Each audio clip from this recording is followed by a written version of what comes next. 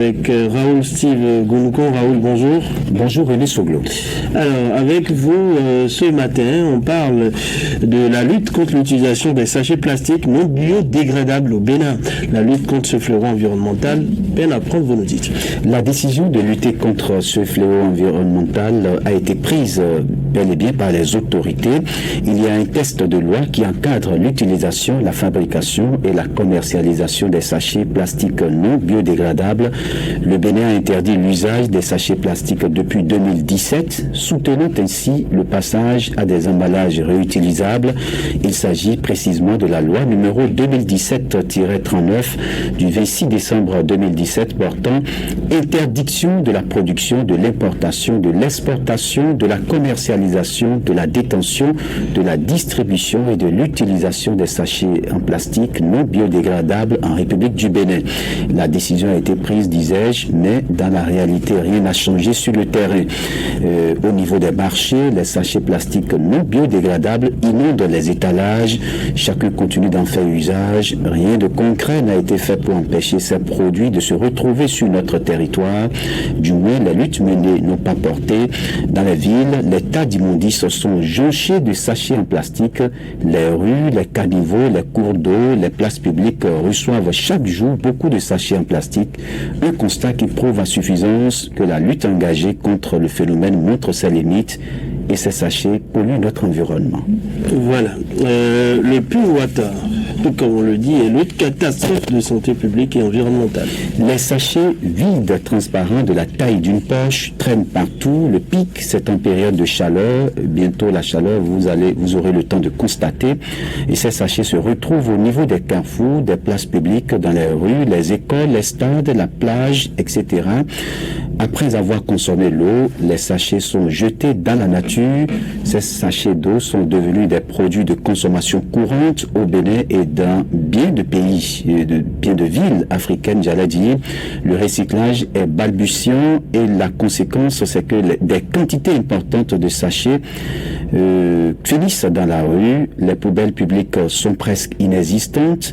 Les experts alertent déjà sur la nocivité de ces sachets qui mettent 400 ans avant de se décomposer. Non seulement ils polluent les eaux, mais ils obstruent les évacuations et contribuent aux inondations. Et lorsque ces sachets même sont brûlés, ils libèrent des dégagements toxiques. Voilà. Transformer cette source de pollution de l'environnement urbain en opportunité économique est une approche de solution selon vous. Oui, un meilleur système de gestion des déchets plastiques s'impose dans notre contexte où les habitudes peinent à changer.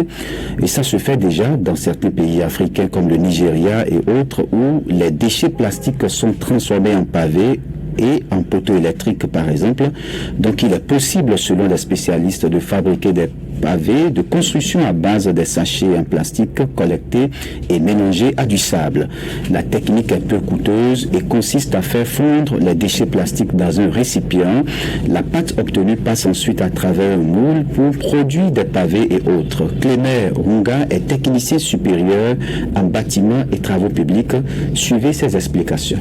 Pour l'instabilité de Bénin en général, il faut que nous commencions par appliquer les règles, c'est-à-dire on nous a parlé des biodégradables qu'on doit commencer à utiliser. Et les biodégradables, on doit les utiliser effectivement. Mais quand même, il faut qu'il y ait au moins un temps pour que ceux qui avaient les sachets recyclés, les anciens sachets, puissent écouler leur stock. Avec ça, il y a des soucis aujourd'hui qui ne sont pas connus, mais qui sont fiables, prêts à éradiquer ces genres d'insalubrité. Donc, c'est-à-dire, il y a des structures qui peuvent transformer ces déchets plastiques en pavés, en poteaux électriques, et puis intervenir aussi dans la canalisation des rizières. Quand on voyage, on va dans d'autres pays, vous allez voir, même les cactus, les dos d'âne, on voit c'est à base de déchets plastiques et puis la matière première c'est seulement du sable. Ces déchets plastiques mélangés avec du sable, on en a vu fabriquer des pavés. Ces pavés ont une durabilité de 400 à 500 ans. C'est des pavés qui sont même silencieux au passage des véhicules. Même il n'y a pas de fissuration des bâtiments, tout ça là. Et voilà. Et quels sont les avantages de cette approche? Le premier avantage, René Sogo, pour l'environnement est qu'il se verra assaini si ces sachets plastiques non biodégradables sont ramassés. L'unité de recyclage qui a besoin des déchets plastiques va solliciter des ramasseurs. Donc ce sont des emplois, des sources de revenus pour les ramasseurs que pour l'unité. L'environnement sera propre et la santé des populations se verra améliorée. On continue de couper par exemple de la cassave et des pâtes chaudes dans des sachets plastiques.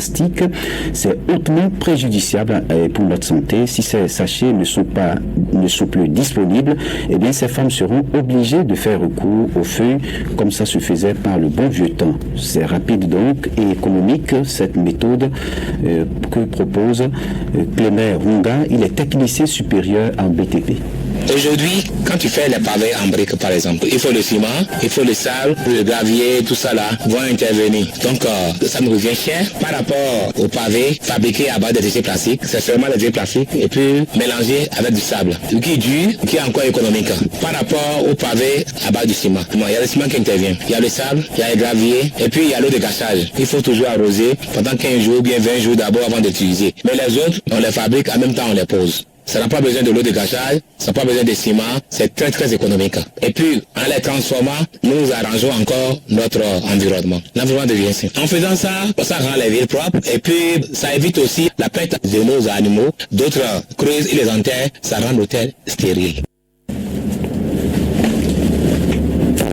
8 heures avec Move Money, tes transactions sont faciles et plus rapides. Move Money, avec toi chaque jour.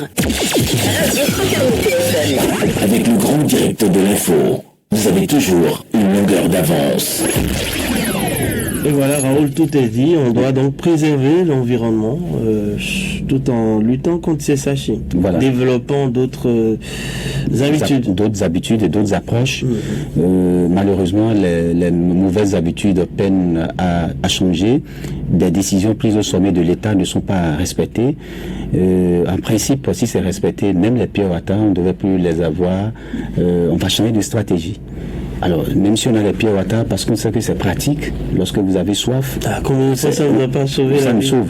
Surtout en période de chaleur, je l'ai dit, tout le monde a recours Pas seulement en période de ces chaleur, petits sachets. quand la soleil vous lâche, Voilà. Mais, c'est bien en famille. mais qu'est-ce qu'on fait par la suite? Lorsqu'on finit de boire l'eau, On jette. on jette dans la nature. Mais attention, en le La faisant, SGDS est là maintenant. bon, c'est vrai que la SGDS est là, mais la SGDS n'est pas la solution pour la transformation de ces sachets que nous déjetons dans la nature. Merci à vous, tout est dit. Merci à vous, Raoul Steve. Donc, on le rappelle, des principaux titres du jour.